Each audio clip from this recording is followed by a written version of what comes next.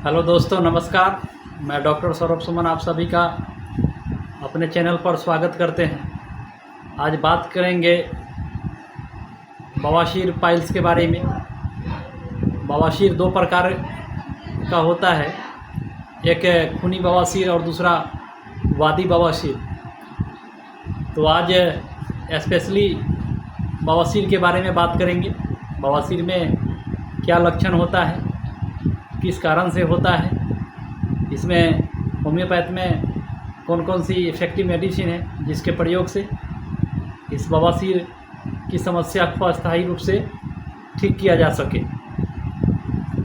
तो वीडियो में आगे बढ़ने से पहले आप सभी से आग्रह है कि मेरे इस वीडियो को लाइक करें, शेयर करें, ताकि बीमारी संबंधित विशेष दवाओं का विशेष जानकारी आप सभी को हम दे सकें। तो आज के भाग दौड़ भरी ज़िंदगी में बवासीर एक आम समस्या हो गया है।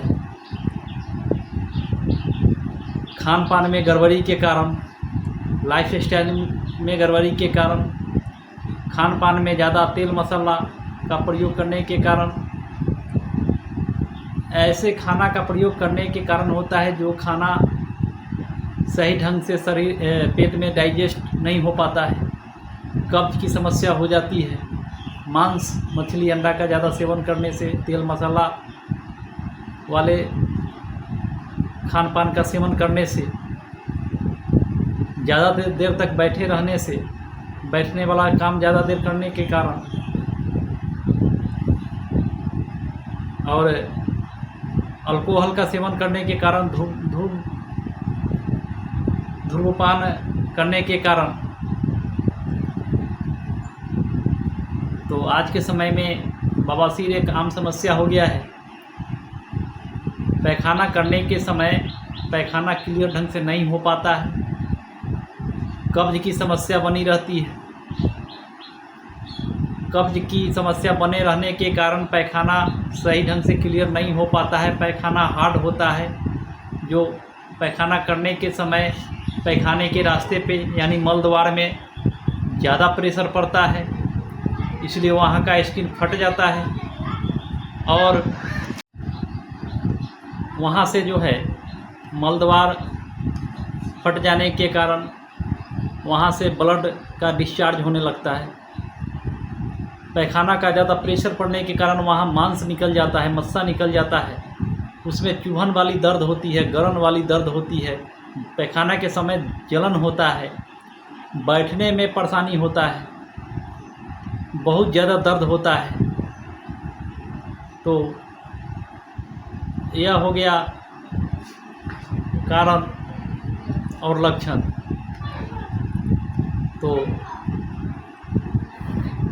बवासीर दो प्रकार का होता है, एक वादी और एक खूनी। तो दोनों बवासीर का स्पेशल होम्योपैथिक दवा के बारे में बात करेंगे। तो हमने लक्षण और कारण बता दिया। खान पान की गड़बड़ी से, हार्ड खाना खाने से, जो खाना प्रॉपर तरीक़ा से डाइजेस्ट नहीं हो पाता है, कब्ज की समस्या बनी रहती है, पैखाना क्लियर नहीं हो पाता है, इसी कारण से बवासीर होता है। मलद्वार में प्रेशर पड़ता है, चुभन वाली दर्द, गलन वाली दर्द, जलन, कमर तक दर्द चला जाता है। ज़िंदगी जीना बहुत ही मुश्किल होने लगता है। बहुत ज़्यादा कष्ट का सामना करना पड़ता है।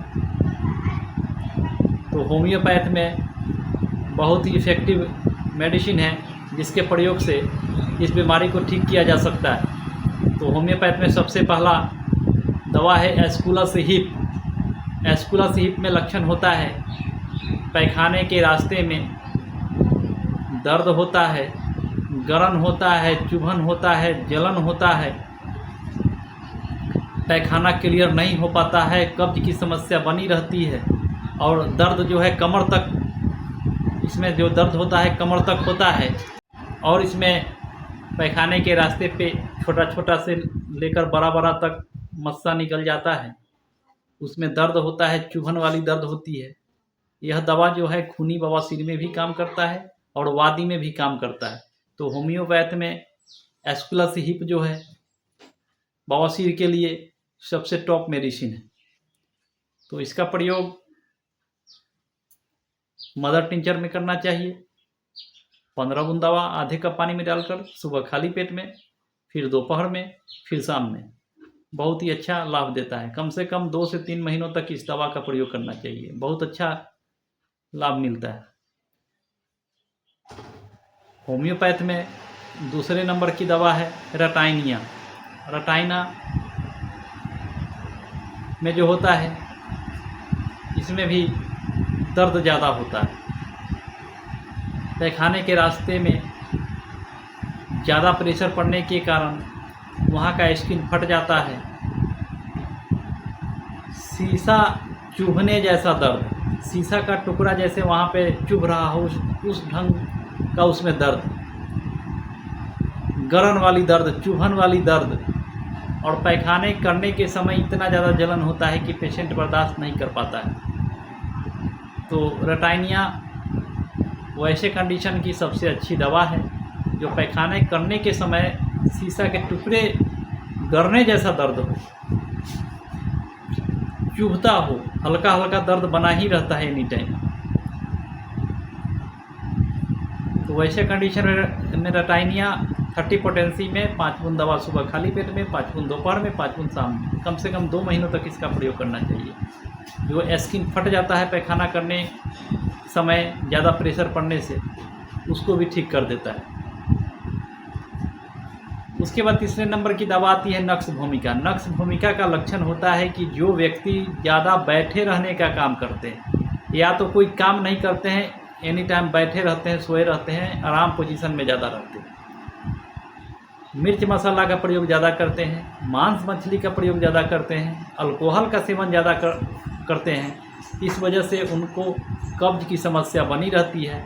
पैखाना बार बार लगता है लेकिन पैखाना जाने पर पैखाना क्लियर नहीं होता है, कब्ज की समस्या बनी रहती है, पेट प्रॉपर तरीक़ा से साफ़ नहीं हो पाता। इस वजह से मलद्वार में पैखाना करने के समय ज़्यादा प्रेशर पड़ता है, इस वजह से वहाँ पे दर्द होता है, कभी कभी ब्लडिंग भी होने लगता है। तो कब्ज की समस्या के कारण जो बवासीर होता है, जिसमें ज़्यादा तकलीफ़ होता है, पैखाना करने के समय मलद्वार में बहुत ज़्यादा दिक्कत होता है, दर्द होता है और साथ में ब्लडिंग भी होता है, तो वैसे कंडीशन के लिए नक्स भूमिका बहुत ही अच्छी दवा है। साथ में मांस भी निकल जाता है, तो वैसे कंडीशन के लिए नक्स भूमिका कब्ज की समस्या के लिए सबसे रामबाण दवा है। इसका प्रयोग 200 पोटेंसी में रात के समय सोने का टाइम 5 बूंद दवा रोज़ रात में करना चाहिए, बहुत अच्छा रिजल्ट देता है। उसके बाद आता है एलो। एलो में जो है मलद्वार में छोटा छोटा मस्सा निकल जाता है, नीले कलर का मस्सा। पैखाना करने के समय प्रेशर पड़ने के कारण वह मस्सा जो है बाहर निकल आता है, जो कि रोगी को, पेशेंट को हाथ से उसे अंदर करना पड़ता है। इसमें भी दर्द होता है, तो वैसे कंडीशन में एलो का प्रयोग करने से छोटा छोटा जो मस्सा होता है वो गल जाता है। इसका प्रयोग 30 पोटेंसी में सुबह खाली पेट 5 बूंद, दोपहर में 5 बूंद और शाम में 5 बूंद, बहुत अच्छा रिजल्ट देता है।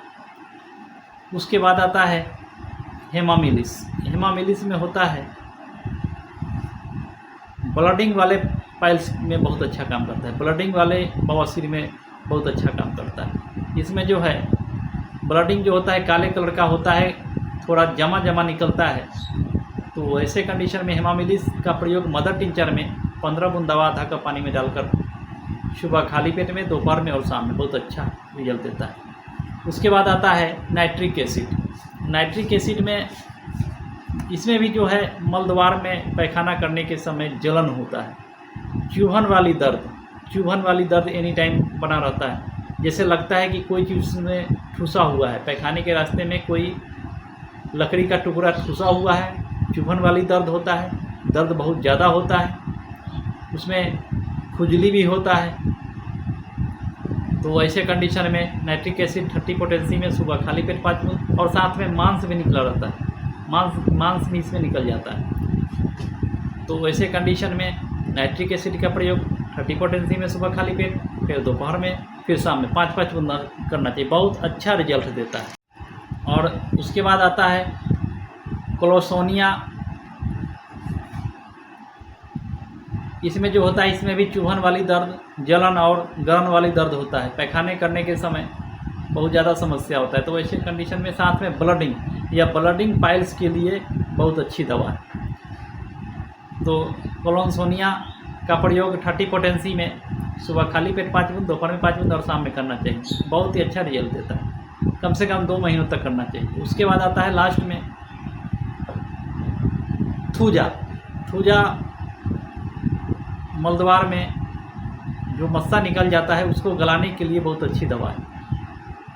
तो पुराने से पुराने मस्सा जो निकला रहता है उसको, चाहे नया चाहे पुराना, किसी भी कंडीशन में थूजा का प्रयोग करने से मस्सा गल जाता है। तो इसका प्रयोग 1 m पोटेंसी में सप्ताह में 1 बार करना चाहिए, सुबह खाली पेट 5 बूंद 1000 पावर में। उसके बाद आता है होम्योपैथ में एक स्पेशल ड्रॉप, डॉक्टर बर्नेट कंपनी का पाइलोनेट ड्रॉप, जो बादी बवासीर के लिए और खूनी बवासीर के लिए बहुत अच्छा फ़ायदेमंद होता है। इसमें जो होता है ब्लडिंग में भी और नॉन ब्लडिंग में भी, चुभन वाली दर्द, गलन वाली दर्द, कब्ज की समस्या, ब्लडिंग आना, स्किन फट जाना मलद्वार का, वैसे कंडीशन में इसका प्रयोग करने से 15 बूंद दवा आधा कप पानी में डालकर सुबह खाली पेट, फिर दोपहर में, फिर शाम में 3 बार, बहुत अच्छा रिजल्ट देता है।